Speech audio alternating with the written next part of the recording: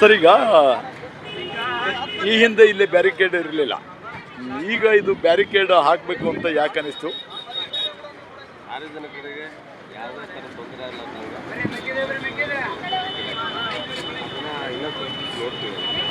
ಇನ್ನೂ ಸ್ವಲ್ಪ ದಿವಸ ನೋಡ್ತೀವಿ. ಒಳ್ಳೆ ಚೆನ್ನಾಗಿ ಕಾಣ್ತಂದ್ರೆ ಸಾರ್ವಜನಿಕರು ಒಳ್ಳೆ ಇಲ್ಲ ಪರವಾಗಿಲ್ಲ ಅಂದರೆ ಅದನ್ನು ಕಂಟಿನ್ಯೂ ಮಾಡ್ತೀವಿ.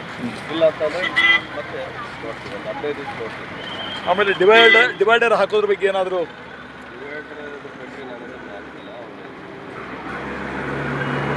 ಒಳ್ಳೆ ಕೆಲಸ ಮಾಡಿದ್ರು.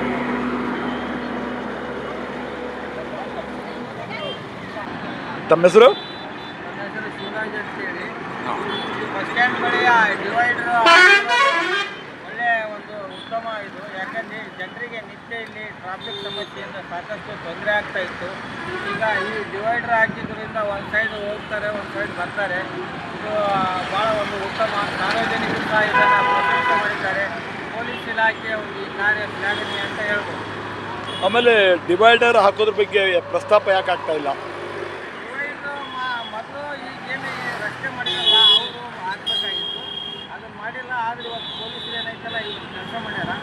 ಮುಂಬರುವ ದಿನಗಳಲ್ಲಿ ಏನೈತಲ್ಲ ಸಂಬಂಧಪಟ್ಟ ಇಲಾಖೆಯವರು ಇಲ್ಲಿ ಡಿವೈಡರ್ ಮಾಡಿ ಅಲ್ಲೆಲ್ಲಿ ಏನೈತಲ್ಲ ಮಧ್ಯದಲ್ಲಿ ಒಂದು ಸ್ವಲ್ಪ ದಾರಿ ಮಾಡಿದರೆ ಭಾಳಷ್ಟು ಅನುಕೂಲ ಆಗುತ್ತೆ ಅಂತ ಹೇಳ್ಬೋದು. Thank you. ಇತ್ತೀಚೆಗೆ ಪೊಲೀಸ್ ಇಲಾಖೆಯವರು ಬಸ್ ಸ್ಟ್ಯಾಂಡ್ ಎದುರುಗಡೆ ಇವನ್ನ ಬ್ಯಾರಿಕೇಡ್ಗಳನ್ನ ಹಾಕಿರ್ತಕ್ಕಂಥದ್ದಿದೆ. ಇಲ್ಲಿ ಬ್ಯಾರಿಕೇಡ್ ಇಲ್ಲದಂಥ ಸಂದರ್ಭದೊಳಗೆ ಭಾಳಷ್ಟು ಸಮಸ್ಯೆಗಳು ಎದುರಾಗ್ತಕ್ಕಂಥದ್ದನ್ನು ನಾವು ನೋಡಿದ್ದೀವಿ.